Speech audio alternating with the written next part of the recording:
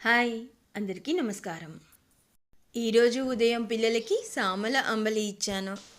Little మిల్లెట్తో చేసిన అంబలి. ప్రతిరోజు ఏదో ఒక మిల్లెట్ పిండితో అంబలి చేసి ఇచ్చాను అని చెప్తూ ఉంటాను కదా. ఇది పిండితో కాకుండా పూర్తిగా సిరిధాన్యంని నానబెట్టి ఒక ప్రాసెస్ చేసిన అంబలి. ద బెస్ట్ మెథడ్లో చేసిన అంబలి. న్యూట్రియంట్స్ లాస్ అవ్వకుండా చేసింది. ఇది లంచ్ కోసం వండిన సామల అన్నం. ఇవి ఇంట్లో కాసిన అనపగింజలు. పోపులో మునగాకు పొడి వేసాను, గమనించారు కదా. ఈరోజు కూడా బీరకాయ పప్పే చేస్తున్నాను. రీసెంట్గానే బీరకాయ కందిపప్పుతో చూపించాను కదా. ఈరోజు పెసరపప్పుతో, అలాగే ఉసిరి తురుము వేశాను కదా, కాబట్టి ప్రత్యేకమే.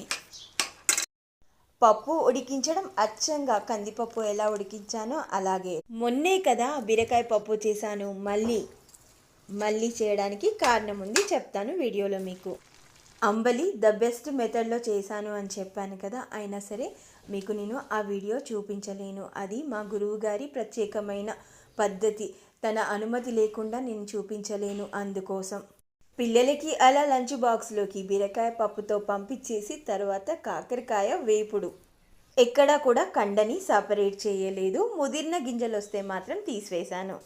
ఎవరైనా ఏం వండావు అని చెప్తే మేము వేపులని ఫ్రై అంటాం కాబట్టి ఫ్రై అని చెప్తున్నాను. అయితే చాలామంది ముద్ద కూరలు, దగ్గరికి వచ్చే కూరల్ని ఫ్రై అంటున్నారు. అక్కడ కన్ఫ్యూజన్ వచ్చేస్తుంది. సో ఇది వేపుడు. మీరు ఫ్రై అన్నా వేపుడు అన్నా మొత్తానికైతే ఇది. ఇదిగోండి, ఈ కాకరకాయ వల్లనే బీరకాయ పప్పు చేయాల్సి వచ్చింది. నేను కాకరకాయలని ఆర్డర్ పెడితే బీరకాయ డెలివరీ చేశారు. కంప్లైంట్ రేస్ చేస్తే మళ్ళీ అప్పుడు వెంటనే కాకరకాయ డెలివరీ చేశారు. మరి బీరకాయ పట్టుకెళ్ళండి అంటే నో ప్రాబ్లం మ్యామ్, మీరు ఉంచేసుకోండి అని చెప్పారు. ఇంకా అందుకోసమని అది పప్పు చేశాను. ఇక వేపుడు చేసుకోవడం చాలా సులువు.